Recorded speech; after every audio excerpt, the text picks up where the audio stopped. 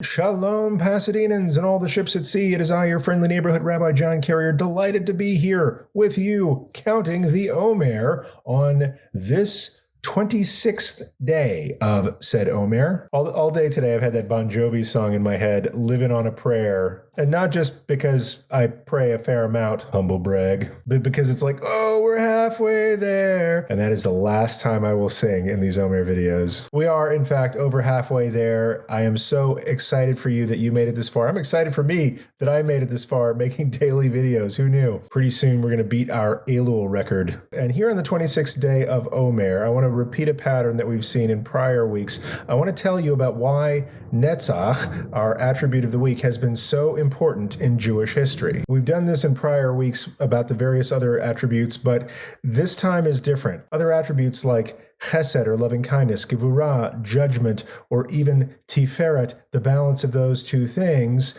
have shown in singular moments in Jewish history, or a few singular moments, but, just like one moment at a time. Netzach is a more comprehensive attribute of the nature of Jewish history. And so I'm not going to say that my favorite Netzach moment of Jewish history is all of Jewish history, but kinda. Netzach, endurance, resilience, the strength over a long period of time is a pervasive theme. I do want to niche it down a little bit by talking about a particular way that our history has benefited from Netzach, and that is how we worship. I was just talking to one of my B'nai Mitzvah students who happened to draw the short straw here and had a lot of Torah reading about sacrifices, which are not without their learning content.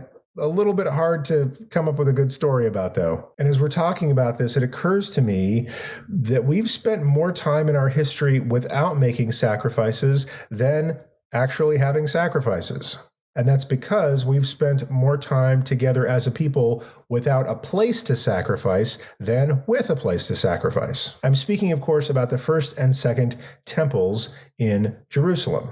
The first temple in Jerusalem was, I believe, completed around 957 before the Common Era, lasted till about 586. So just shy of 400 years we had that first temple. Then there was the Babylonian exile. We were there for about 50 years or so. And then thanks to the prophets Ezra and Nehemiah, we came back, built the second temple. That was completed around 515 before the Common Era. And then that second temple was completely schmeiced by the Romans around 70 of the Common Era. So it lasted about 600 years. So in the 3,000 years since the original dedication of the first temple to now, we've only had a temple in place for a total of just shy of 1,000 years. Just doing a little quick math in my head there, that means that from the time that Solomon first dedicated this space for us to all get together as Jews according to the laws of the Torah, 2/3 of that time we haven't been able to do it. Does that mean we stopped getting together? Does that mean we stopped relating to each other and stopped relating to God as Jews? Absolutely not. In fact,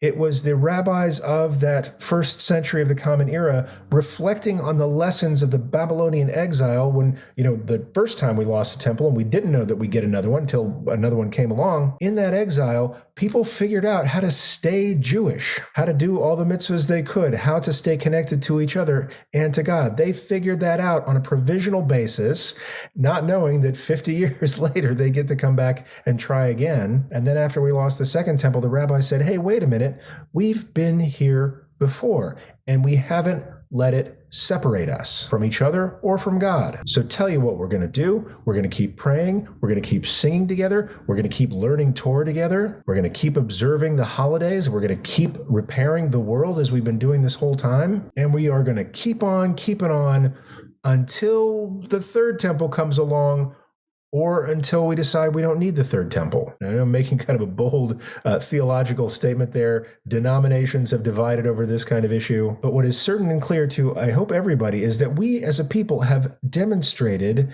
tremendous Netzach. And just putting a pin in the whole temple issue, there have been lots of times where people have tried to make there not be Jews anymore in various countries or worldwide. And as a people, we have survived every empire that tried to make us not survive. To me, this is the most profound example of the durability, the resilience, the perseverance of a people, of any people of the world that I'm familiar with.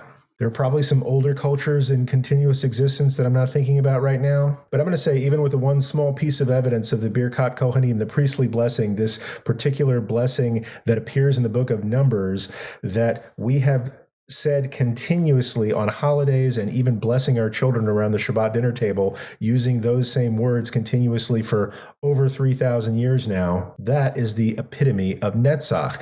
And that is a source of strength that we can draw on when we're challenged to have Netzach in our own lives. So that's my answer to the question of when has Netzach been important in our history, is when hasn't it? Nevertheless, I would love to hear your opinion about this. When have you noticed endurance, resilience, despite all odds in Jewish history and the history of the world in ways that inspire you? Put your answer in the Facebook group and the YouTube comments. Write it down in your journal or send it to me in an email. I can't wait to see what you have to say. And don't forget to count day number 26 of the Omer after sundown tonight. That's 3 weeks and so much math in this video. That's 3 weeks and 5 days of the Omer, and until the next one, peace.